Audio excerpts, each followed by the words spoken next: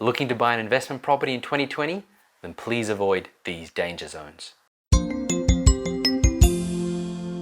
Hi, it's Nero here from Investment Rise, and often when you're looking to buy an investment property, you'll often be wondering, well, where's the best place to buy for your budget? Where's the best place for capital growth? But often the way to ensure that you're making a safe investment is by first looking at which areas to avoid. And so in this video, I want to talk about the danger zones when it comes to investing in 2020. Now, the research that I've used in this video is based on BIS Oxford Economics, one of the major research houses in Australia, SQM Research, and also Riskwise Research. Okay, so I've compiled it all together for you to really help you avoid making a painful and expensive mistake. Okay, so let's make sure that we avoid these danger zones. And first of all, the danger zone is Gosford. All right. Now, I see a lot of people, especially in Sydney, wanting to invest and going, well, Sydney's is out of my price range, is out of my budget. I'm going to go to Gosford because it's cheaper, it's a central coast, it's beautiful. I'm sure that's a good area to buy in, right? And it's sort of close to Sydney anyway. And that's often the thinking. Okay. Yet, according to Riskwise Research, okay, the suburb of Gosford, or the area of Gosford, is already slightly oversupplied, and however, the supply of units is expected to grow by 72.47%. Yes, I do have these facts and figures written down because I want to make sure that I'm giving them to you accurately, right? So 72.4% increase in supply of units, but the Gosford population is not expected to increase by 72.47% this year. The number of tenants are not expected to increase by 72.47% this year.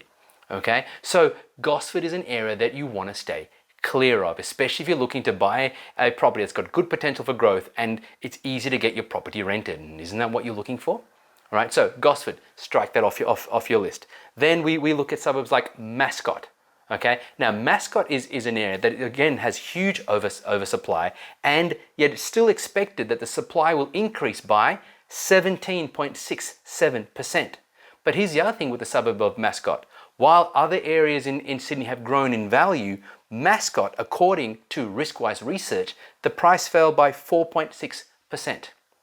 Right? So again, why would you then be looking to invest in these suburbs, right? So strike them off your list, okay? And then we have suburbs like Rouse Hill, where the supply is expected to increase by 149.75%. Now, Rouse Hill and even surrounding areas, I would even go to suburbs like Kellyville, for example, are already oversupplied. Okay, so Rouse Hill right now has a vacancy factor, according to SQM Research, of 6.6%. Now, what does that mean? Well, we know that a vacancy rate of about 3% means it's a balanced market. So that means there are roughly the same number of properties available to rent as there are tenants looking for properties. But when you have a vacancy rate of 6.6%, the double the acceptable rate for an area, it means that the market is already oversupplied. It means it's already a challenge to get tenants. And now the supply in Rouse Hill, according to Riskwise Research, is expected to increase by 149.75%. It's not an area I'd be looking to invest in at all. Right? Okay, and there are other areas that have got significant vacancy factors as well in Sydney. For example, Schofields has a vacancy factor of 16.3% as of January 2020, according to SQM Research. Okay, and that's come down, mind you, from being at 20% just a few months ago. So even at 16.3%, that means that roughly 1 in every 6 properties available for rent is sitting there vacant.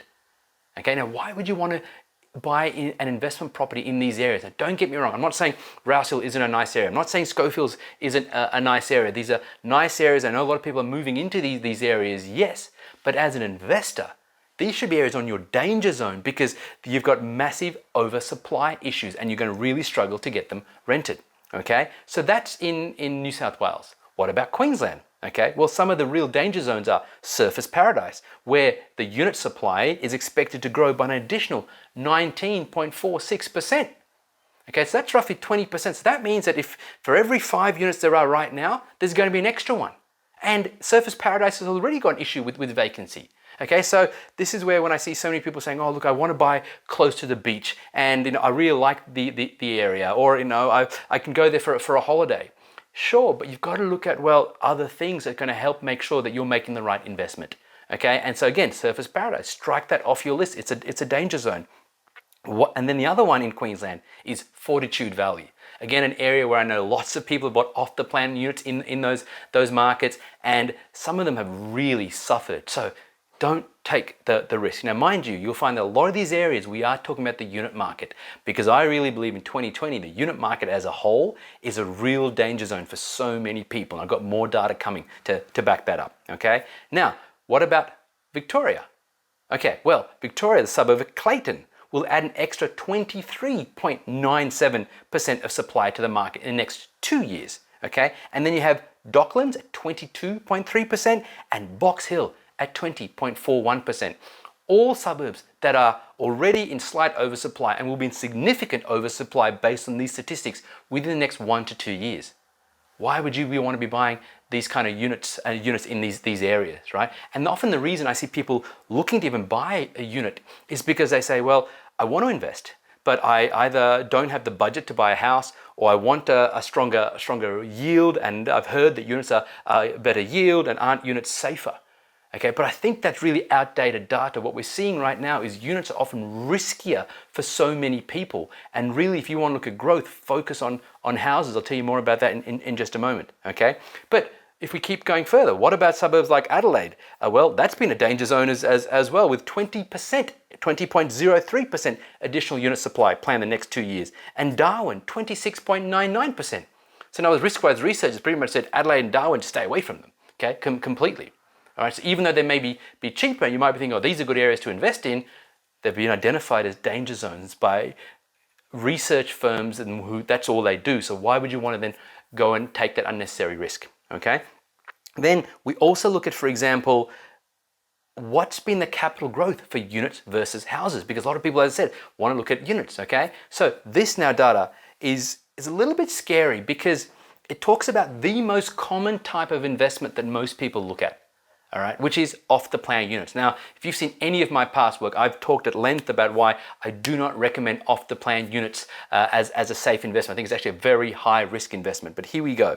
Okay, between 2011 and 2019, so an 8-year period when Sydney market went crazy and the Melbourne market went crazy, off the plan units made either no gains in price or lost money for 2/3 of units in Melbourne.